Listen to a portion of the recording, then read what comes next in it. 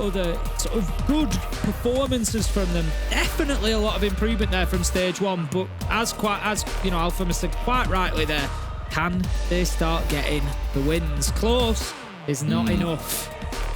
They're building to it, and I feel like this would be a great map on which to do it, because you and I cast that 8-6 game they had, well, 6-8 to WYLDE it was. That game on Bank was brilliant against Virtus Pro, and we kind of said, like, they've done so much hard work, they played brilliantly. Like, we saw a different side to WYLDE, and they gained very much a newfound respect, I think, from a lot of people with how they played over the first few weeks of the stage. But yes, it does need to translate into a win. Let's take a talk about our bans first and foremost, though. Ban at 8, we're going to be our 2 attackers. Kai, 2 around maybe on the defensive side. No, we're going to be the Mirror go away as well. So wholly expected attacker-wise, defender-wise. Don't blame them at all for not wanting to have to deal with that Mirror.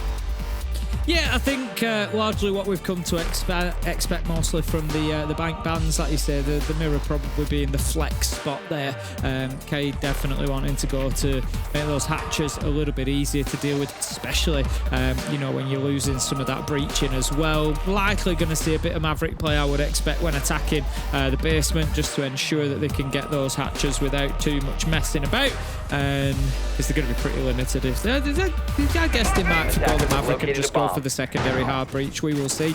But we have, most interestingly, there's been plenty of talk around it, plenty of talk from you and I, Des. We've got breakdowns on the desk. We've got the Tachanka. P4 brings along the Tachanka. A number of teams now opting to do this. I will say over the smoke.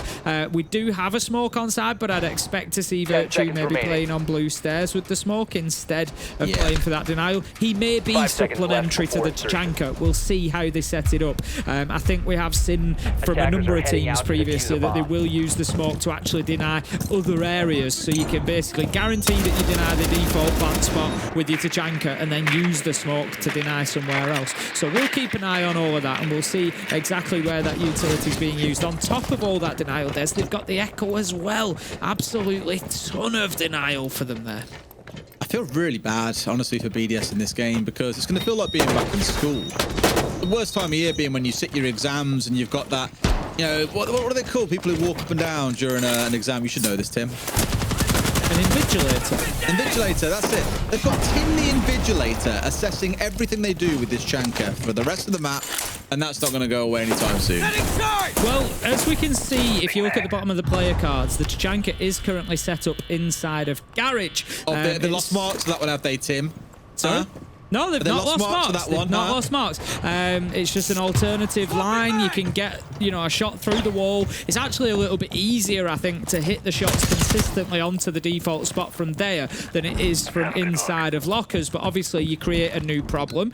We've spoken about Tachanka. It's idealistic siege. Everything else needs to go right around the Tachanka to get that maximum kind of 70 seconds plus denial on that default spot. And when you're in Garage, you've got to have some protection for the Tachanka. You've got to make sure he's not being pushed down there, not being cleared out, that his shield stays in position, because if you want that minute plus of denial, he's got to have his launcher out all the time, so he can't take gunfights himself. So that's got to be the big focus. If you want to get a plant spot that's just inside that door, you're going to have to deal with the Tachanka. Otherwise, you got to go deep.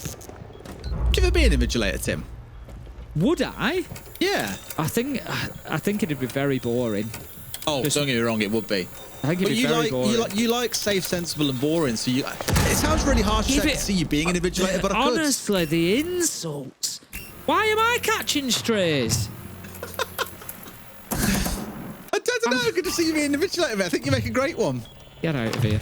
Well, there you got this from a central. This is going Tim. They're trying to get a planted, of course, going down behind. Ooh, maybe not behind the Monty, more using Monty's cover for the gun, of course, because it's Monty that is running around right now with the diffuser in back pocket.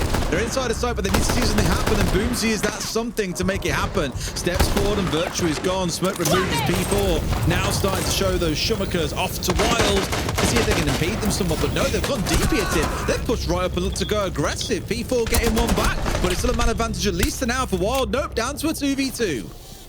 And as we can see, the Tachanka has been completely ineffective, realistically. And why? Because Boomsy's been able to push into Garage. He needs a lot of support to do what they need him to do. Here comes the challenge on the Vendetta. Does he get his man? Just hitting the prone keeps him alive in the last moment. P4 manages to get the job done. The time ticks down. BDS hold on. Despite that denial not really working for them, Wild was still unable to get a plant down. They lost too many inside of sight. They actually dealt with the Tachanka well. It was more of the good preparation we've seen from Wild on Bank previously. They knew where that problem was going to be and how to solve it, and they went in and did it, but ultimately couldn't get the job done in the late round. BDS hold on and get themselves round one. It feels like a real Wild story, doesn't it? Where they've actually done really good work, like playing aggressive, stepping through the smoke, looking to take gunfights, and Boomsy coming on through garage, doing everything right, but just can't quite get the result over the line when it's needed most. And in this case, it was the dying seconds of the round. So BDS up 1-0, good first defense, and now Wild have got to figure out how to crack through this top floor. And please to God, let's deal with the janitor player. The number of times over the last few days, I've done APAC North, I've done Asia over the weekend. The number of times that teams struggle to remove a player from Janitor and lose a round as a result it's had me tearing my hair out, Tim. I can't be having it in EML as well, not for the third time. I cannot complete the trifecta of disappointing Janitor clearances. Yeah, even without the mirror, it's still a real power position. It'll be P4 almost certainly that will play there with the Warden shotgun. He can challenge him behind desk, well within range of that super powerful shotgun that he's got. So they absolutely need to deal with it. Having a look, Sneak is a perfect person to do that. Get underneath, get the track. You know it's going to be the Warden, so get underneath, get the track on the Warden, and use that vendetta from below to force him out. Either that, or you bring along a book or something, which they've chosen not to do. You go in and you open up that floor and prevent him from playing that. Third option, I guess, if we're looking at what they've actually got, get Evan in there, send him in from square into Janitor behind the shield, and bully P4 out of position. But yeah, definite power position, definitely one they need to deal with. Sure. Again, it's still looking to lean in behind the shield. And I don't blame you. There's a lot of teams around the world that over the years that we've looked at and gone, oh, shield merchants. You know, everything is about playing in behind a shield. I don't mind it when a team uses a shield effectively and uses it as sort of the tip of the spear, the front point of the attack. As long as they're playing around the shield and not all trying to do their own thing in Narnia, then it's completely fine and can work out incredibly well. And right now, we've got Evan working his way up towards lobby, of course, joined out by one or two players. Right now, it's Garen there with him. Going to snake their way towards this main wall that normally you'd see obviously opened up by an Ace or her banner, but with the bans that we've got, it stays close. They're going to have to force this player out instead, ideally with a nade being tossed up, and sometimes you'd see a Capital to help with this, but they haven't got tons of utility with which to force him out. BDS playing this pretty smart, I think, at the minute. Not really exposing themselves to danger. They're just keeping themselves locked in, getting the intel. They've lost the York card drawn there. But otherwise, 5 left alive because Wild have not really done much to move them around. And opportunities will start to present themselves, which they do. And Lasmo takes it, managing to remove Boomsy. Prekpan Sneak as well, even though he was tracked out. This is good from BDS, just digging in. Mats, however, manages to get a big double. And it just catapults Wild back into the round. A minute left to go. Garen finds Lasmo. Can he get another? Yes, he can. That's going to be 2 from Banana. And all of a sudden, P4, we were talking about the power position. We were talking about Warden as an operator. He's going to have to get this done against a Monty as well. It ain't going to be easy. It's Garen he's got to look out for, and it's the one that he needs to beat here is the main issue. C4, I think he was going for a plant denial there, Tim, not quite the shield operator itself. Just carries on walking, Evan unbothered completely. Garen swings round, and Garen does what Garen best, nets a 3K, and finally, Wild get themselves on the board.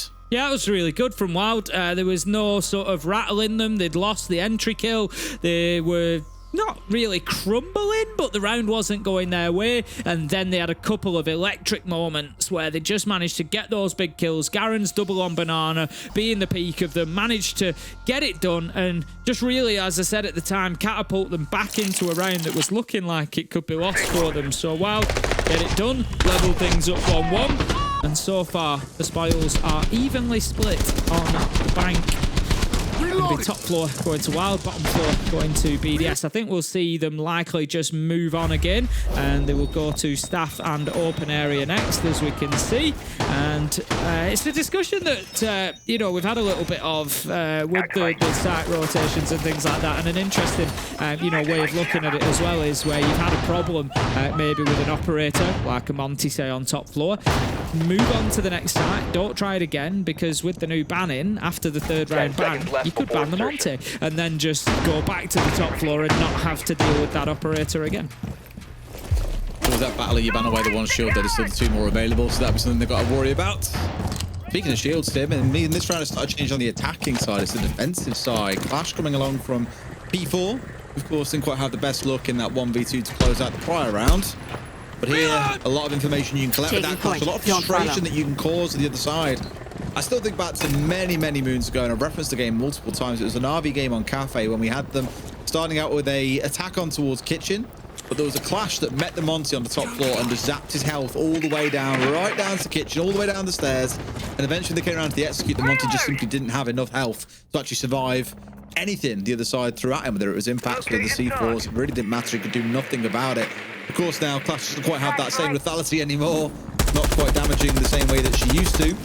Evan largely unimpeded. However, it's going to be about that time wasting element that we've got to watch out for here, and how we see WYLDE figure out how they deal with that Clash shield.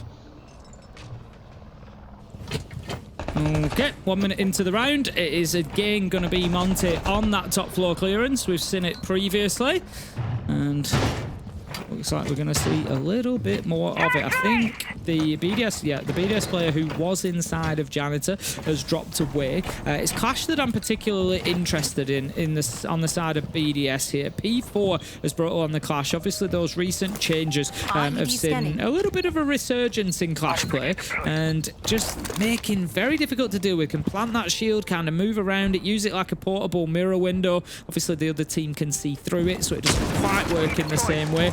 But we've seen some really powerful uses of the Clash over the last couple of weeks and last couple of months, to be fair. Keep an eye on P4 and keep an eye particularly on how WYLDE deal with it. I'm looking across the lineup.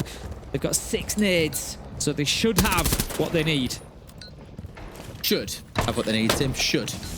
Doesn't mean that they will when everything is said and done. Here we go. And nade now coming in. Should surely force him to drop away, but no, just tucks himself in a little bit tighter to carry on holding on here as well. Again, not wanting to drop the hatch. It's fell through the hatch to nade, actually. Isn't going to find his man. That's 2 of those 6 burned through, Tim. And Freck, for now at least, completely unbothered.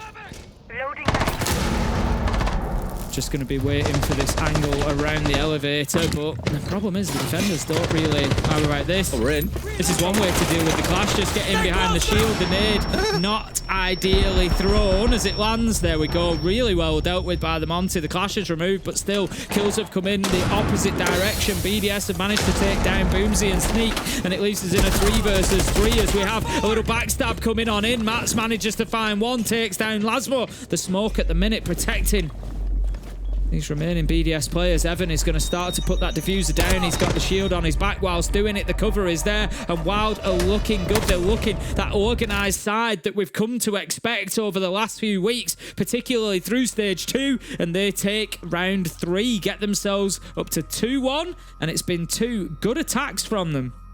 I love that little set piece play there. There's pressure coming around elevators. Nades showing there were players being committed in that direction. And that's why the Clash steps out, immediately plants down the shield on beepers to help contest that angle and make it really hard for anyone to step forward on WYLDE.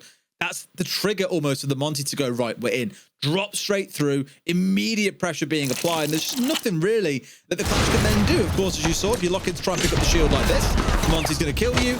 If you keep on going as you are, it's probably going to kill you, or a nade is coming your way anyway. Just a really, really smart approach to the round from WYLDE, and I think we've seen that across all 3 of the rounds so far, regardless of outcome. They've come in with really good ideas on how to deal with the defense that's put before them. So it's all very much on the fly. It's not all 100% pre-planned. Looks really good, and maybe now this is why BDS are feeling a little bit rattled. Call an attack timeout to figure out how the hell they can regain control of this game. Yep, second game and second time that we've seen that tactical timeout coming along. We did see the Monty ban coming in, so that is something that BDS have already done. They've got rid of the shield. Evan has been a bit of a menace on it, really, over the last couple of rounds. They've not had the answer to it, and kind of, as I suggested at the end of round 2, that we might see that happening. A shame we don't get to continue seeing the new R6 share skin. Of course, a whole bunch of new ones came out, I think it was last week, for a bunch of the pro teams. And Elevate being the one that got Monty. Evan showing that immediate respect and getting it on there, one of our Asia teams. But plenty of others to have a look at as well. Some of your favourite teams, particularly in EU. We've got Team Secret with a new one. And we'll see whether that one makes its way into any games tonight. Falcons as well, actually. They got one, didn't they? Floor reinforcement complete! Yeah. And we've got BDSs on screen now. Look, BDS. That's not a new one this time. But BDS plenty of cool ones, aren't there? Like, I've actually loved every single skin that we've seen come out in the drop. They're getting so good. They are getting so good. I really like Team Secrets. Secrets is really good. Liquids is really good as well. I like the DZ's amazing as well, I thought. Like the dual colour gun on Liquids is really, really good. I think it's like kind of red on one side, blue on the other. Yeah, DZ's the Asami. Looks really clean. All the the white jacket with like the pink and purple flowers and like the ombre hair that she's got to match. And yeah, it does look really, really good. I love how Elevate went completely the direction, by the way, stuck to what they've always done, which is cats and anime girls. Cats and anime girls on the front of the shield. And then slapped Uwu Onslaught across the top. And I was like, I would just ult F4 if a monster ran me down with that shield. It would be the most tilting thing in the world. I feel like I've been killed by anime and cats. It's already drawn a ban. It's drawn a ban here after round 3. They've had enough of the Uwu Onslaught coming out of heaven. This time Sneak is gonna. I didn't think I'd say that tonight. I don't think I'd ever. I honestly thought in a professional broadcast career I'd be saying the Uwu Onslaught. Honestly. Sneak is going to bring along the Blackbeard instead, so whilst they have removed one of the shields, obviously they just have a new problem to deal with now. They're going to be back down to basement. It was BDS that won it out last time. How about this for a close range battle? Look at this, they are practically toe-to-toe, ducking and diving, just trying to see who can get an advantage. Sneak really wants to get this rifle on the go. He wants to close the distance, but he doesn't need to, because Evan is there to back him up and takes down Freck. It's just all bait, and I love that as well. Like, constantly half dropping that shield, so you feel like the gun could come out any moment and kill you. So you can't afford to ignore him, which is why Freck then was dead to rights. If any other player came anywhere nearby, really, really well played set piece play coming out of WYLDE to shut him down early on. But Boomsy's gone, and the problem here, Tim, he's on the Ying. He's got those Candelas. He had so much to live for. Now he's dead. Heartbreak. Heartbreak indeed. That is a big loss with those Candelas gone by the wayside. Of course, they do still have the Sense gadgetry on the side of Evan that may be able to support them in getting a diffuser down, but they will also still have to deal with the Tachanka. Virtue is positioned in lockers this time rather than in the garage position, but I'm just looking across and they don't have much to deal with it. They only have one nade left that could remove his shield if it is still in position, and then beyond that, you've got to get in there and get a kill. So I'd like to see somebody on the side of WYLDE recognize that. Drop Vault, drop Elevator. You've got to do something to create some rear-sided pressure. Otherwise, Virtue is just going to continue doing exactly what he's doing now, and their only hope will be that he misses one of his shots. But looking at that, I'm not sure he's going to. He's got this absolutely nailed on. Love to see this. Well, Nate went deep there in towards Virtue there. That might have forced you off at least momentarily, but another one of those Vault canisters goes off as well, wasting more time as we get down towards the last 20 seconds. And Tim Vigilator has been very, very pleased so far with what he has seen. I don't think WYLDE are though, Tim. Down to the final, 10 seconds here, and they'll make a drop back and look straight into a free-fire line from Robbie. 6 falling away, P4 into yet another. Garen will try as he might, but Lasmo with the close down, and Matt, well, he can't save it against 4. It's another excellent holdout by BDS. Yeah, Robbie was in a perfect position there, so this is the other one of the other numerous elements that you need for that successful Tachanka hold there.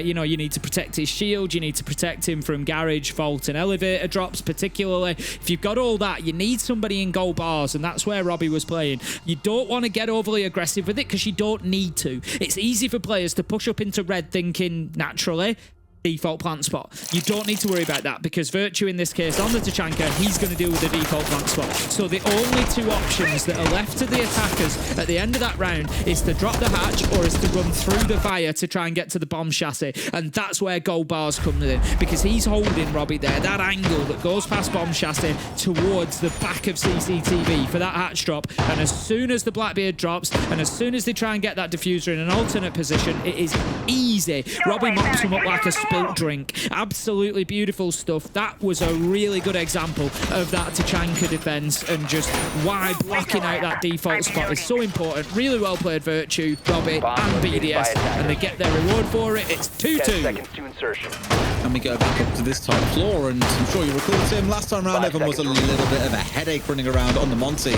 This time round he's playing on the Thermite, and you don't typically see a Thermite brought along for a lobby side take. You see it brought along for a square side take. So I think we're going to see a few players stacking up in square here, getting the wall open and looking in for a very standard plant, if nothing else. I think the Raura Said it right this time. The Rowler are definitely going to help out with that as well, locking down some of those doorways, some of those, anything really that lets the defenders actually get back in to try and cover off the site itself. It ain't going to be so simple. Looking at the line that the Wild are bringing along. Claymor's going to go out, so that tells us that there will be a level of window play. We don't get too many jump outs anymore as the animation changed. You can't ADS on the way down, so it makes it much more difficult to get that kill. You're kind of hitting the ground before you've got a real chance of doing so, so not many people do, but still a good idea to get them out there just in case. You at least want to be getting the trade if somebody does in the late round have a rush of blood to the head and throws themselves headlong out of the window. For the time being then, all of the defenders are up on the top floor, nobody to play underneath. P4 once again is in Janitor, so once again we will ask the question of how Wild are going to deal with that. Evan on the Thermite would suggest that they're going to try to get top square open. That's exactly their first move. Needs to get himself away from that. Doesn't want to be getting damage from his own exothermic, but he'll open the other side as well. He's not. There we go. That's the question that I was asking. Is he going to get it? You remember I asked for this earlier as well. Get the track on P4, get underneath on the Deimos, and deal with him from there. Much better. And look, he's had to clear out a Janitor. Really good from Wild. Steve should have been long. Steve should have got that kill long ago onto P4 as well. He's run over him like 4 times and couldn't quite get away with it, unfortunately. But yes, they've done what they need to. They've got both walls opened up, and by opening up the left side of that square wall that joins it towards Janitor, they'll look holding towards Janitor and make it quite hard for the defender to play inside of there. So they've got a lot of the control they need, Tim, but as we come towards these last 60 seconds, being down without the Rowra means they're going to have to figure out a little adaptation in the strat here. They can't always leave themselves exposed as they might otherwise not have done with the Rowra on side. So BDS are just waiting to see what comes at them now. Hostile tagged. Just seeing if he can find anything on that long angle, but he can't. And Wild have done some great work here, but like you say, it's maybe just not quite paying dividends for them at the minute. Although Evan does manage to get into position. They've got Janitor held from underneath. P4 gets a kill onto Sneak. That was the big one. It allowed Lasmo to get back in, gets a double, diffuses down. Round is over. BDS fight it back beautifully, and it was all down to the P4 kill onto Sneak, taking out the Deimos underneath, allowed them back into Janitor, and you saw Lasmo as soon as he knew it was possible. He was straight in there. He just wanted to absolutely race forward, retake that ground, and he knew it was round winning. Good stuff from BDS. They get themselves another round. 3-2 it is now on the scoreboard, and they could be coming away with a 4-2 defensive half. Can we also just appreciate that Lasmo Deagle one tap in the middle of that as well? Effortless is the only way I can summarize it, but you're absolutely spot on. A Sneak we really need to see and get something from below, ideally pick off P4, for example. As I mentioned, he'd been running over his head 3 or 4 times when he could have found him, but was always just not quite at the ready. And ultimately, they pay the price of missing out on such an opportunity. But for BDS, who admittedly feels like having to deal with all the curveballs that Wild are throwing at them here, various different strategies and ideas, it kind of feels like they're the ones that are being tested rather than the ones that are setting the pace of the game. Great shot. Look, oh, so good. They really are being tested, but it's still them who come out on top as it stands. 3-2. An opportunity to go 4-2 here as we go down to staff and open for the last round of the half. Yeah, it was. Look, it was kind of a round of 2 good halves, if you will. Wild started things off really well. Like I said at the time, I got excited about the way that they moved P4. They used the utility well. They opened up the wall. They got themselves everything they needed to put a plant down. And ultimately, it just shows, in rounds of siege, quite often it comes down to one gunfight, and that one gunfight was P4 versus Sneak. As soon as they have that clearance underneath, Lasmo reacts, and BDS have a great second half to the round. So both teams, doing great work, but only one of them coming away with the rewards. BDS this time going to be into opening staff as we would expect. They've got a presence on top floor. Robbie also gets himself down into the basement, not uncommon. So I would expect Wild to be paying some attention to that, making sure that they either send somebody through there or drawn it out, and that they're aware of Robbie's presence underneath. Absolutely, the basics sometimes is what you got to watch out for. At this point, it might be the basics of, hey, here's a shield to run your face down. Evan, they've got a lot of work done in that previous round. The Thermite here has a chance to get back on a shield and move a little bit more light-footed here, be a little bit more aggressive. Boomsy again running around the Nook as well. We've seen Nook a few times so far today. Tim, limited impact in places, but when they do get into a pretty key spot, it can be very, very hard to deal with it. It's Boomsy who's looking to make a bit of a difference with that operator here. Also got the Fenrir is going to be the one locking down Tellers, and Archives is going to be pinged out, but also those FNATs are going to make it difficult for anybody to kind of wander in and get aggressive onto him because they're going to be doing it with limited vision. I would expect that 2 of those doorways, yeah, exactly as I thought, will be the ones with the activated FNATs. Just showing again the importance of him holding onto that area. Not much verticality as options they really should have been aware of, Robbie. I don't know if that's who they were going to chase. Evan does go in and get the he's been doing really well on those shields, goes in and gets himself the trade, so good stuff. Takes out Robbie from underneath, removes that threat. But yeah, it was a little bit easy losing Sneak like that on the Nomad. I think they knew where he was because he was down to about, what, 25 HP? Like, he was dead to rights, essentially, to Sneak lost out in the gunfight, as he has done every single one in the game so far. I mean, you can see for yourself, 0 and 6 across the half. Not an attacking-sided player. Silko, of course, he fares in the defense when we get there. But now we're into this 4 versus 4, though, and there's not tons of time left in the round, Tim, which means really the attackers need to get a bit of a wiggle on here. Evan's starting to do just that, but the pressure is building up, and he's going low. He's about to go down, but not out here, Tim. Full blinded, 1 shot to the foot, and he'll be down, but it's Mats to get the kill to start things out into a second as well. We surely thought it'd be Evan falling, but no, it's 2 players on BDS. Surely, WYLDE don't let this one go. Yeah, great turnaround from WYLDE. They know that the challenge is coming back. The knock does manage to get the job done. Boomsy finishes things onto Lasmo. It leaves it all up to the Tachanka of Virtue. He's not got a bad weapon for it. The LMG, huge magazine on it to be able to keep on firing kill after kill after kill, but he's already at about 75% health. He's being pushed from multiple directions. Plant is going down. Everything is stacking up against Virtue. I don't think he knows that the plant was going down, but there wasn't much that he could do about it anyway. Just takes a little spray with the secondary back to the LMG. Just cutting back and forward, but cannot get the job done. Cut down, and WYLDE managed to level things out 3-3. And honestly, feels like a pretty fair reflection of the first half. Yeah, I think I'd agree. Like, overall, I thought WYLDE had some really good creative attacks there. They adapted to problems very, very well in the round, but equally so did BDS. You know, that top floor defense is the one that I'd always come back to, knowing that once the Deimos was gone, Lasmo unlocked to step forward and towards Janitor, deny the plant, collect a second kill. Both teams really giving as good as they got in that half, I think. And like you say, a very, very reflective scoreline. Now we get to switch sides and see how things go. I always say 2 halves to a game of Siege, and I still stand by it. I don't think we see a 3-3. No, I would agree with you. I think one of these teams is probably going to come away with a win. We've got Ibana and Ace. We've got Kaid and Mirror. We've got the exact same bands as the first half that we had previously. And where are they going to go? They're going to go on the same rotation, it looks like, down to basement. I always wonder, once you've got those 2 long-range breach options, it does open up the top floor for you. But WYLDE going to choose to try and get down to the basement and lock things down to begin with. Very, very classic, isn't it, as well as the go-to site on this map. What I love is that for the longest time, top floor was being ignored. Like, people just did not want to play there. But since those ban changes have come in, where you can now play, obviously without the Ace and the Hibana being able to open up the lovely long white hallway, we go there quite a lot. Some teams even choosing to start the map up there as well. And that kind of speaks, I guess, to the power of the new ban system that we have in the game. I say new now, it's been a while, but new enough. Yeah, absolutely. We can see the Shank being brought along again. This time it's going to be Evan.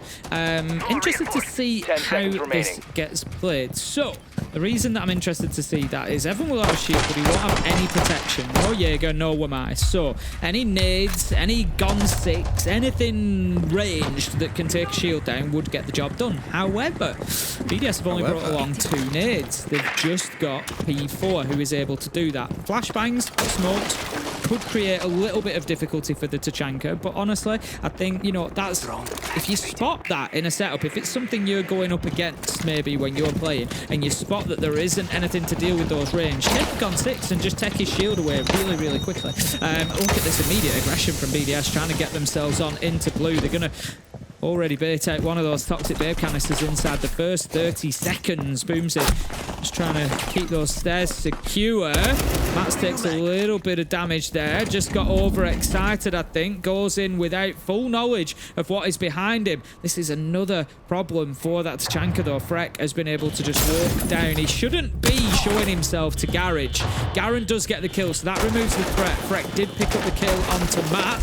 I think it will have been from the hatch drop, but that leaves us now 4 versus 4. Yeah, bit of a weird start as well. Charging towards blue, and they kind of doubted themselves and backed off and so on and so forth. Obviously, it leads to them getting control of the stairs, and Boomsy's now like, where's that pressure gone? Like, why have they changed away so aggressively? But that's exactly what they've done to him, and then hightailed it down towards main stairs. P4 falling down quite early on, but look at this. That's the pressure building up, but Boomsy was not white screened. Gets the immediate response on towards Virtue there. BDS, maybe biting off more than they can chew here. Looking in for the one as Lasmo goes down. Robbie with it all to do will find one more. Sneak, yet to find a kill in this game, has now got to go big. Half a round still to play. Doc could be cool on side. Surely, Tim, this is his to find, although it is this SMG at range against the magnified scope of Sneak. Give it towards the wild player. With how the two have stacked up so far, maybe you give it over. No, you don't. Sneak making good use of that weapon to collect the round, but my God, was it close. And BDS showing they can give as good as they get, Tim, when it comes to pacey attacks. Yeah, I like the kind of 3-2-1 from BDS there. Just that rush down marble stairs, kind of recognizing, look, the Tachanka's in position. He's behind his shield. We don't really have anything to deal with that. We don't really have anything to take it away. So the default spot probably isn't an option. And I think we are seeing this more from teams now where they're recognizing we need to get on the rear side. If that's how, you know, if we need to deal with the Tachanka and we're not dealing with it. Virtus Pro, incidentally, are a team really good at dealing with the Tachanka head on. They usually bring a lot of range utility to burn away any ADSs and to clear the shield out. But it was a great effort from BDS, recognizing, look, let's just push down marble, let's create a bit of space, get ourselves into lockers. It all went kind of well, but ultimately it comes down to a 1v1 that Sneak is able to win out. And don't underestimate the difficulty of closing out that 1v1 at the end there. That's Sneak's first kill of the game, and we're 7 rounds in, and I don't say that to like flame him or anything. The reason that I say that is that's 6 rounds where you've maybe not been involved in a lot of gunfights. You've lost a lot of gunfights, and so you've been kind of sitting cold for half of the rounds quite often. It's the same problem that, like, you know, your support players like Thermite will have. They spend so much of the rounds on drones and using utility and putting the diffuser down that when that important moment comes, when that 1v1 comes, you're kind of a little bit cold, and it increases the difficulty. So great job from Sneak there to get that door over the line for his team. All right, then, let's see how things go as we step into round 8. WYLDE take a big jump forward here, move up 2 rounds clear. BDS battle their way back through and bring things all square at 4 apiece. Spoke a lot about the War of the Shields back in the first half, Tim. We've got that clash coming along for Sneak, and it sounds quite harsh to say, but given how his first half went, in fact, how the whole game has gone so far, just 1 kill to his name. Putting on those more frustrating denying operator is a great one. A nice one-tap from Booms with the SMG there, I think, to get rid of Lasmo. And look at the operator they've killed, Tim. They've got no other hard breach available. They can't open the wall.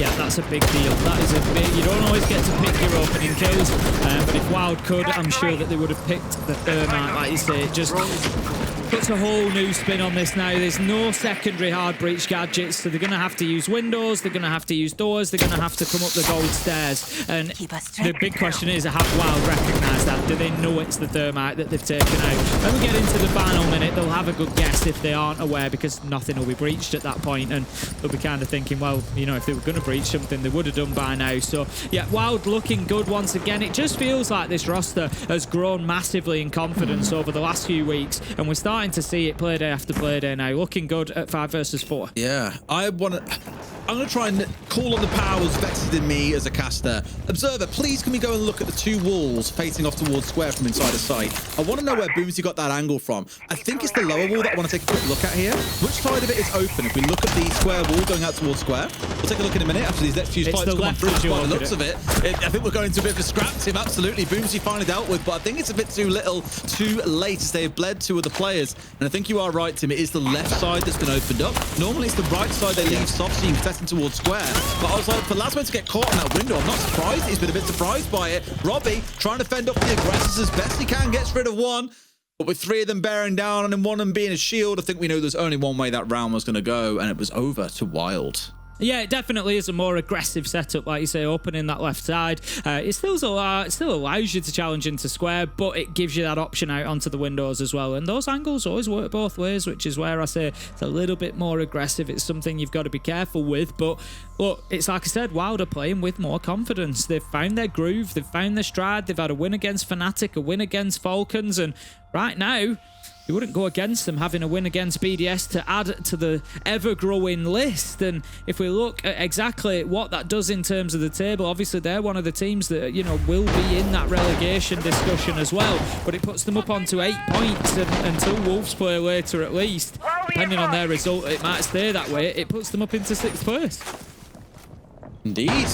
I did say at the start of the round as well, you know, 4-4 would keep things lock and step, and we could see it going towards OT.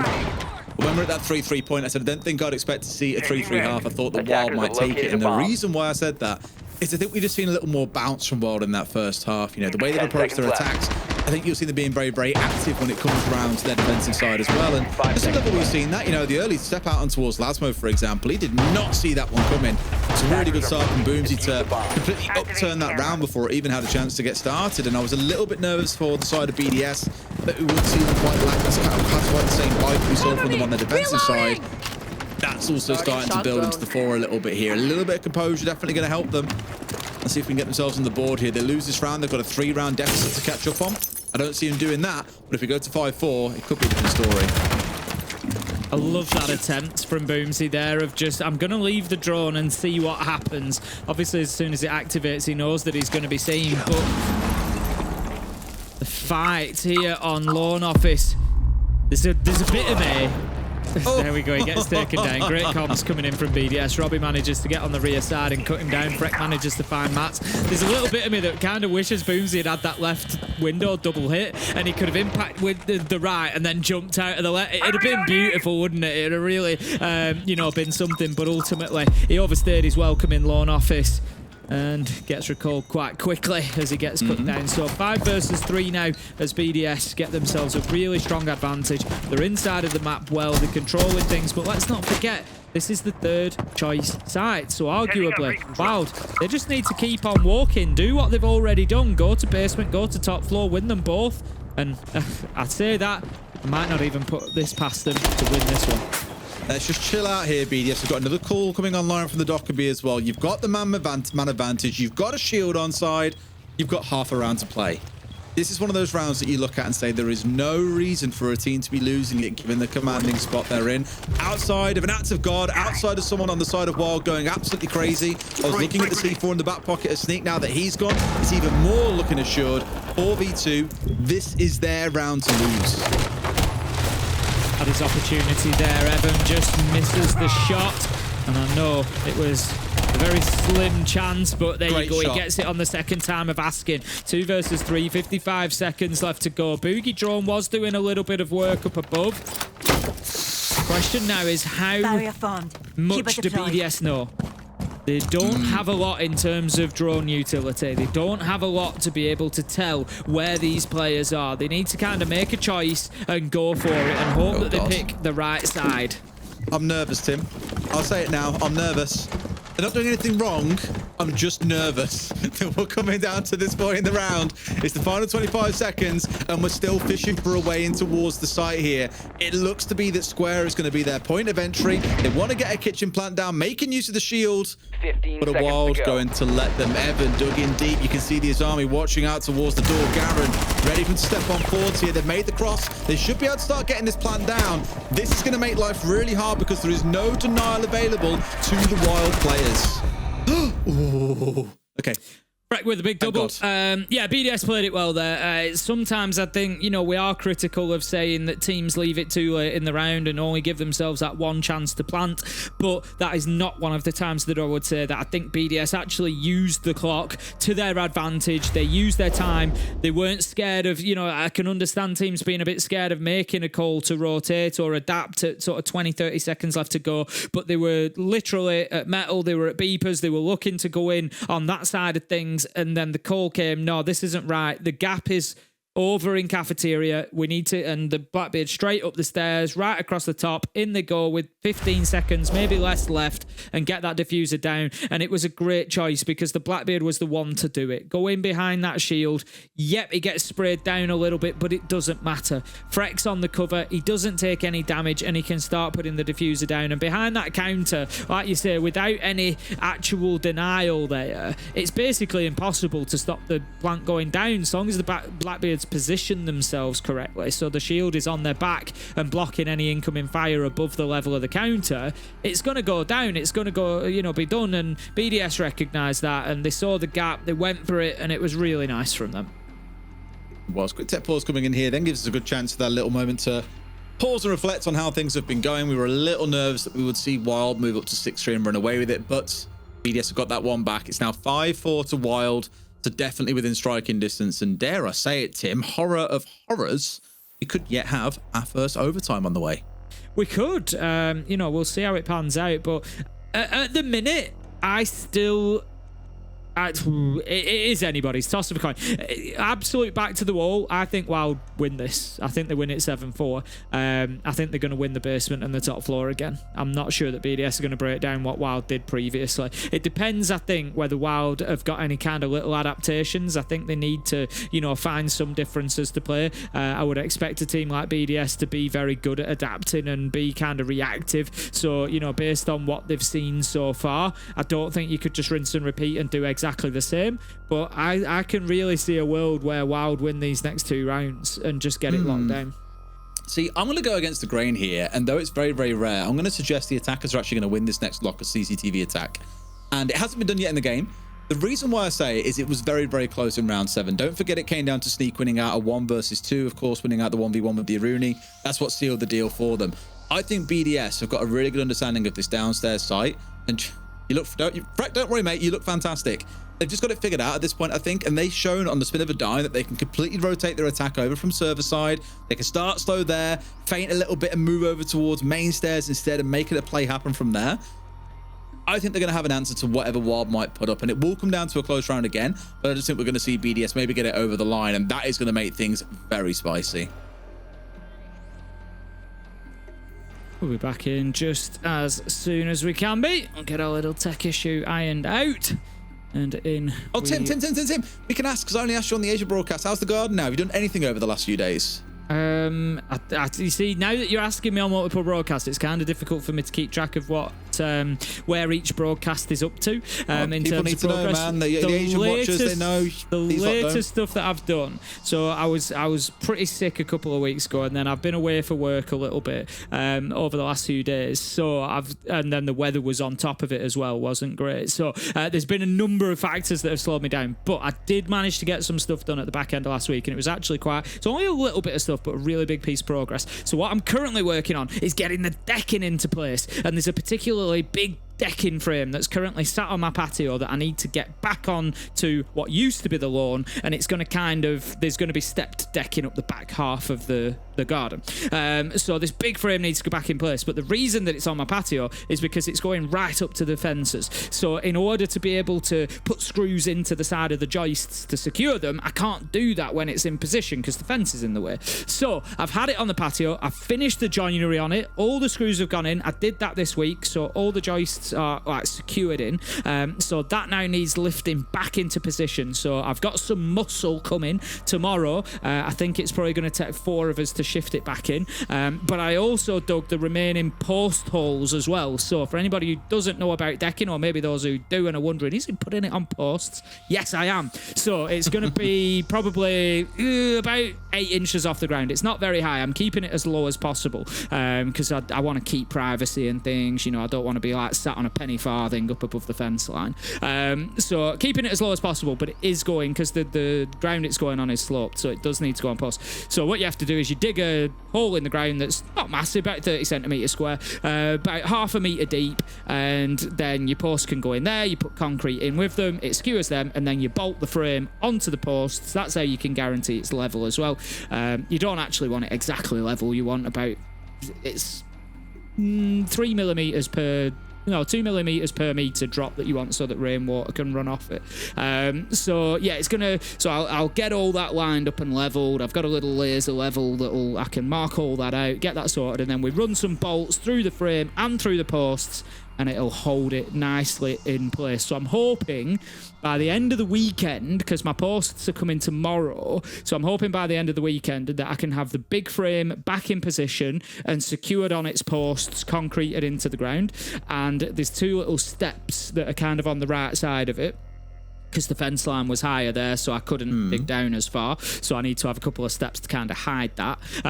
So hopefully that's all going to be posted into the ground, bolted on, secured, and then I can start. My next jobs after that will be, I need to put the handrail across the front of the decking, because it's not very high, but it's high enough that you'd like, it wouldn't be like fun to fall off it. It's only about 30 centimeters high at the front, but if you took a big step down it, you're probably going to hurt yourself. Mate, for little people like us, that's basically a 10-meter drop. It's a big deal, isn't it? So yeah, so there's a handrail going across the front for the sake of safety.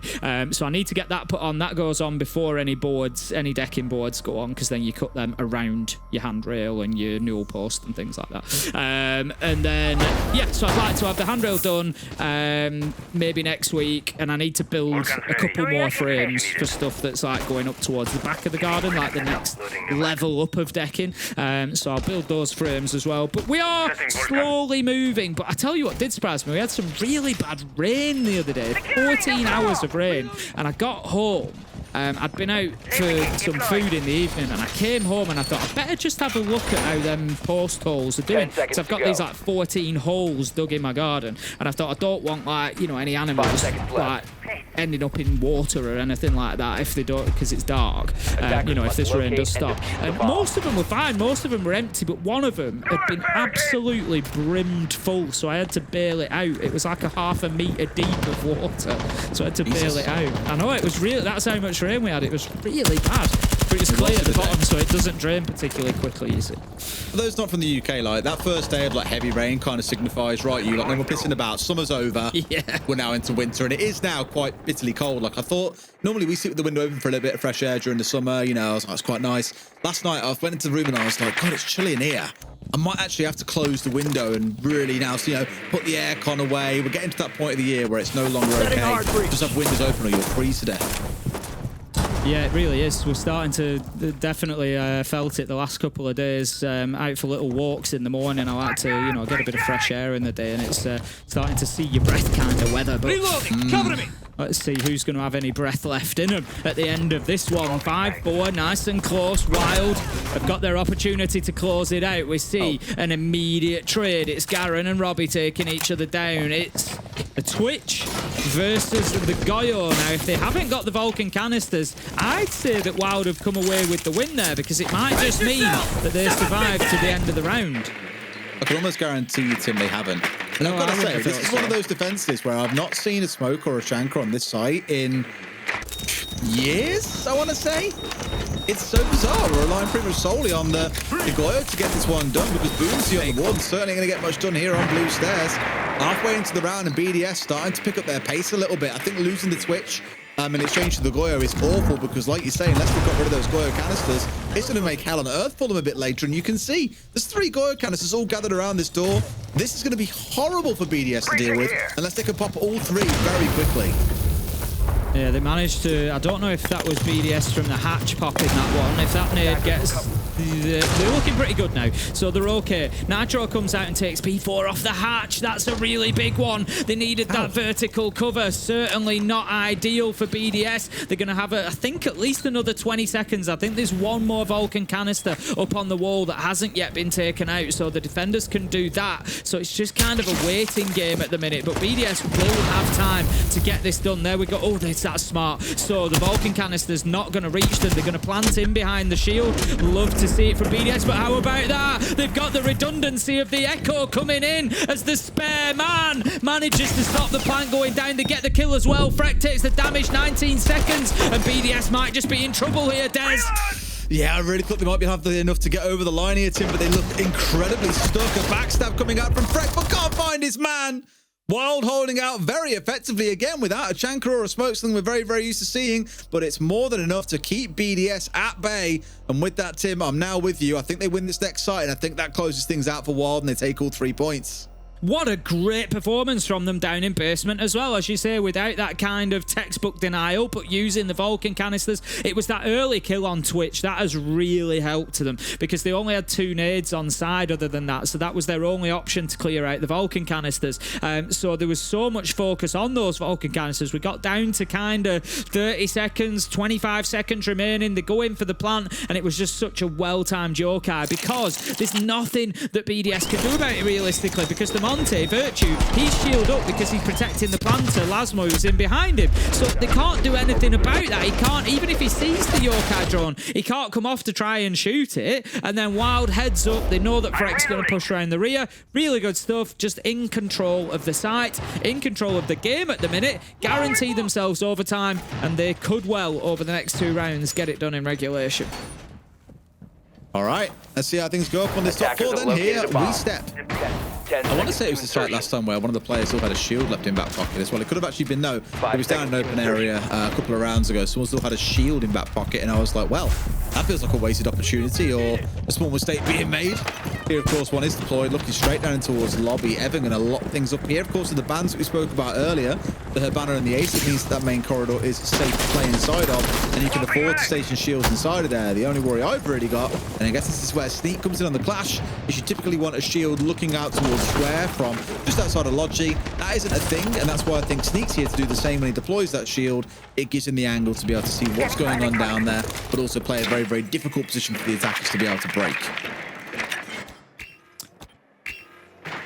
BDS could, I think, really do with finding themselves an entry as well. If we have a look at how they've done it, it's been more on their side than not. It's actually, what are we on? Round 10? It's 5 each way, actually. So very even so far. Garen, of course, picking up, it was a trade last time around, but taking down the Twitch, which I said was a particularly effective opening kill. That Rotero drone is going to be really nice as well. I think it takes out both pieces of barbed wire there with one piece of utility, so very nicely done. Just going to look to take away that shield and will be successful. How about this though? That's quite aggressive from Mats. Oh no, the nade bounced too far. The shield is still there. That's a big problem for BDS if they want to continue pushing up these spiral stairs. Well, here we go, a classic Tim. Shields marching their way up here. Flores is in place, and I just saw Virtue's whole screen flash bright red then as well. Love it. But here we've got them staring down towards what is going on. Forcing the Echo back, at least for now. So gaining ground as they move through here past that halfway point in the round. P4 sniffing around downstairs to where these yokais might be. It kind of half ruined things for them in the last round. No surprise at all, they want it gone this time around. Going to get one of them taken out there, so that is good news for BDS. 5 versus 5 still. No kills have opened up yet, and we've got the presence of shields inside of sight, just making a nuisance of themselves. Lasmo does take a little bit of damage there, but with the Candelas coming in, he knows it's his opportunity. But how about that from Boomsy? He goes over the top rope and comes down onto Lasmo, takes him out and protects his Azami. Virtue manages to find Garen, but Clash is now starting to work from behind. WYLDE have got this, Des. They are cutting them down one at a time. It's 3 versus 2. 30 seconds left to go. Like I say, it just feels like there's a little bit more bite, a little bit more from WYLDE today.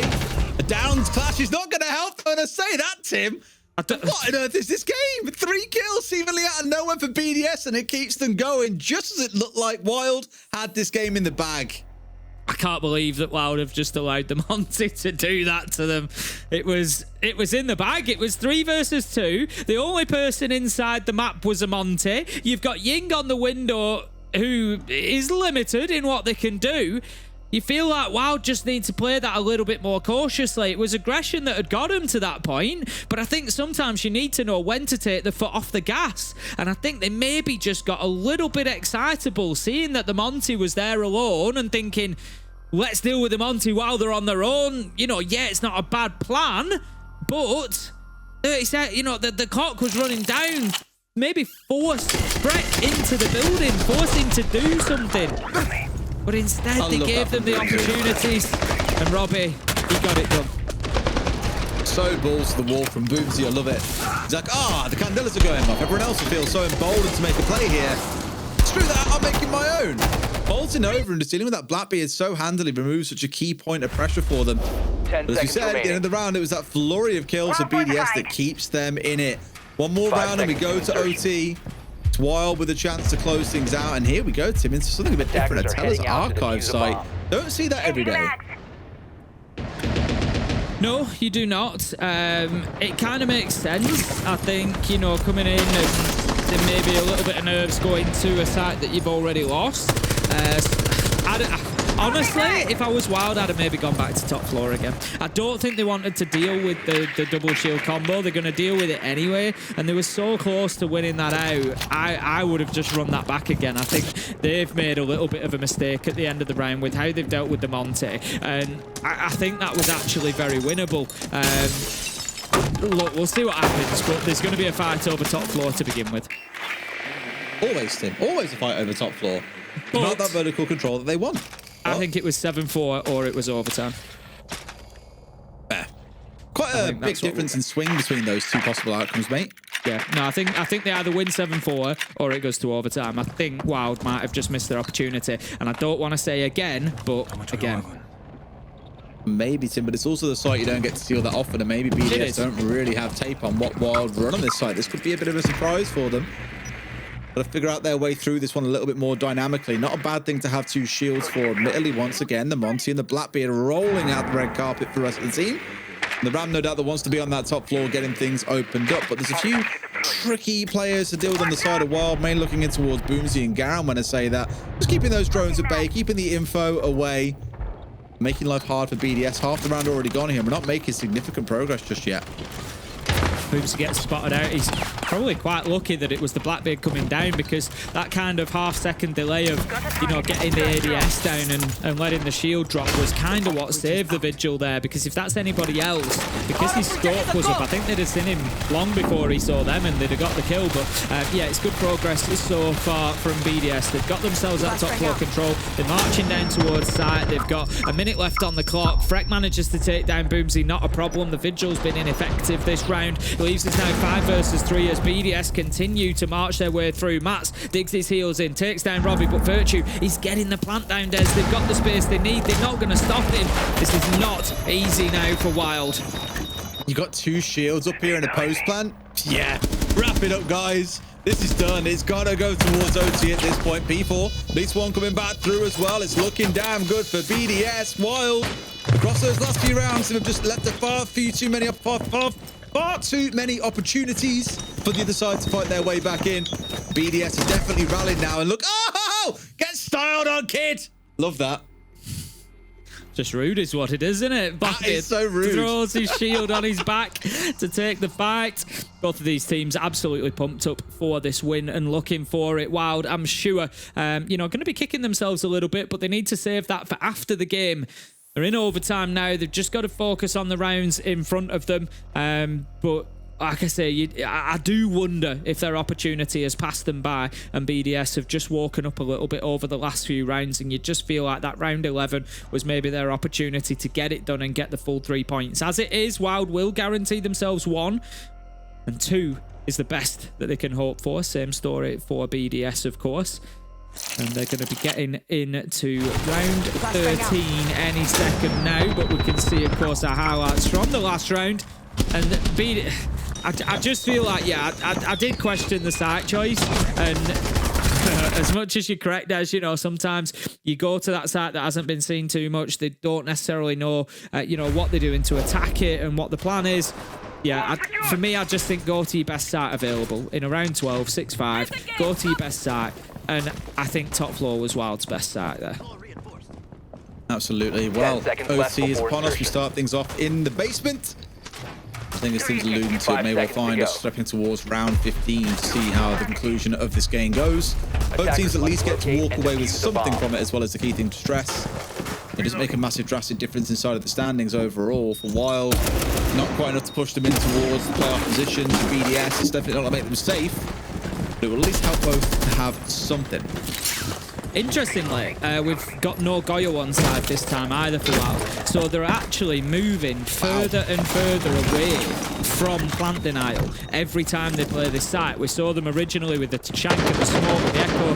Then we saw them with just the Goyo and the Echo. This time we're seeing them with just the Echo. So no other denial. They're going to have to look for kills. They're going to have to look for challengers. They're not going to fight that one as soon as the Monty walks in. They're up against this combo again. Monty, Blackbeard, BDS are just going to keep using it. And that's why I said I think it was either 7-4 Wild win or BDS come back and win in overtime maybe, because look at the situation. BDS have figured it out. They've figured it out. We just bring the Monty Blackbeard. We bring the Monty Blackbeard and they ain't going to win it because they don't know what to do about that combo. It's something that we didn't see them do until round 10. And when they've done it, they've then won consistently from then on.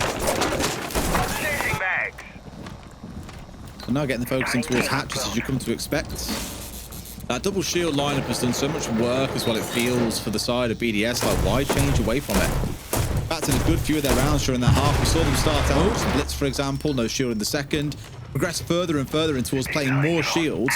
To the stage is now an absolute staple. Surely they know that there's a player dug in here. Surely, right? I don't think they will, because what they've done is they've played the Kiba barricade to seal him in. So the feeling that you get, they can't be droned. And the feeling that you get is that the Kiba barricade there is to deal with dirt. They did know. There we go. They've seen it. It's an old trick. They've tried it. It hasn't worked. It was a roll of the dice. They've come up with a double one. I like the attempts at least. Plant now going down as well. Only a C4 to come over and try and deny. C4, well, it does the trick, Tim. That's the most important part. The second kill follows as Evans sprays on towards the hatch.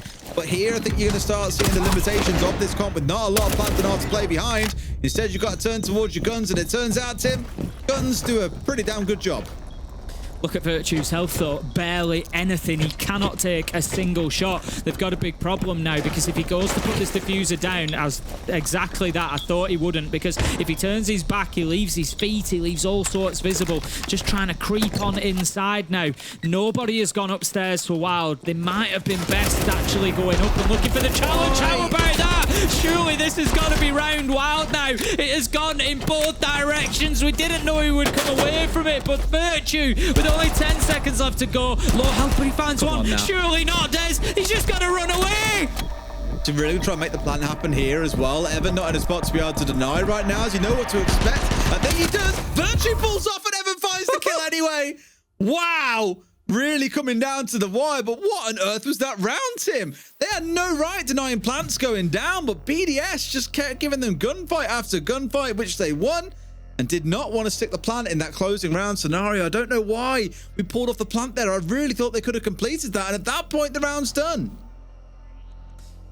I don't know who was on watch for the Nitro as well. I don't know if that's a missed shot or whether they didn't have anybody covering it. There was obviously the two, but this is the problem. You know, yes, we've said that the two shields have worked for them. It's bullied Wild. It's made it difficult for them. But equally, you're losing a rifle. One of the players that was there was the Monty. You can't generally be shooting. It's a hell of a shot if you're taking a Nitro out of the sky with the pistol. You're dropping the shield as well. It's not something you're going to try and do. And it was kind of really the beginning of the end when Matt throws that Nitro over and gets the kills.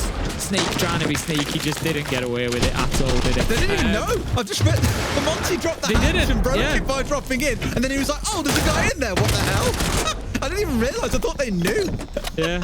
It's an old... I mean, give it a whirl in your ranked games. Anybody watching that. So basically, you trap somebody in with the Kiba barricade. You can even, like, maybe give it a hit already, so you don't have to 3-hit it. But you can't be droned. And people most often presume that you just... It says, Army, try and play it so that you are challenging dirt to begin with from behind that Kiba barricade, because then there is just a big assumption that you've put it there to challenge onto dirt, and then you wait for him to get established and, you know, pop out, like, surprise, and get a couple of kills on the backside. I was surprised to see it in a pro game, but I tell you what, if it works, it works. It doesn't matter. It didn't on that occasion, but you gotta, you know, you gotta love a trier, and that's certainly what Wild were. They managed to get that one done. They are up against a full Tachanka Echo defense here. We've got the Jaegers, so we've got ADSs in there to protect his shield as well. So there's going to be a lot of work here to be done. I know they brought the Sense along. It's maybe going to help them get deeper into sight to get the plant down, because that's what they're going to need to do. I just appreciate that Mats has hit 20 kills, by the way. Been playing really well. Really well. Well, yeah. I just like the most quietly worked towards 20. It's not like he's been walking 3Ks and 4Ks every single round, but obviously he's made an awful lot of show of things. He's got 4 3Ks throughout this game. 3Ks, Yeah, real good stuff. And Sneak, not quite having the same game as Matt's 311 now. The Blackbeard falling down early. That is not the stuff of dreams. Losing his shield so early on, that's heartbreaking. Yeah, not ideal. I think just wanting to, you know, get in there and mix things up early in the round. Look, fortune favours the bold. Sometimes you've just got to get in there and get aggressive. But they've got a very clear picture of what's going on here, BDS. Interesting dedication of resources there, sending the Yokai drone up into lobby. You lose it for that plan denial down on site, but look at what it's gaining them at the minute. And are they going to be aware of the push that's going to come into Garage? That's maybe going to be the defining factor of this round. Absolutely, they've got to figure it out as well. That man disadvantage is the main thing I'm worried about. Of course, plenty still to work with on the defensive side. C4, the Chankras spoke about. Lots of intel coming out from the Valk and from the Yokais. No IQ to help sift those things out either as well. First one's coming over. Evan, I thought might be in a spot there to try and get some cover going on the way, on the step forward. But here we go, plants going down. Not quite hitting the spot. Tim got himself managed to sneak away with this one as well and got himself planted right in the back corner. They haven't got a clue. Turned it into a second as well. Is this a real smash and grab? It could well turn to be, because now they've got the numbers advantage. They've got the diffuser down, and BDS have let them get away with daylight murder here, Tim. Yeah, they really have. Janka going to send that fire in just to force him out of the elevator, but it's not going to be enough. They've got the track, they've got everything they want, and they're just playing this super safe this time while they don't want to overcommit to it. Mats manages to find P4, Boomsy onto the second, and that is going to be a win for Wild. You've got to say they deserved it, Des. They played really well throughout that. They get the 2 points. A solid performance. BDS had their moments as well. It was an entertaining game, but ultimately, Wild are the victors.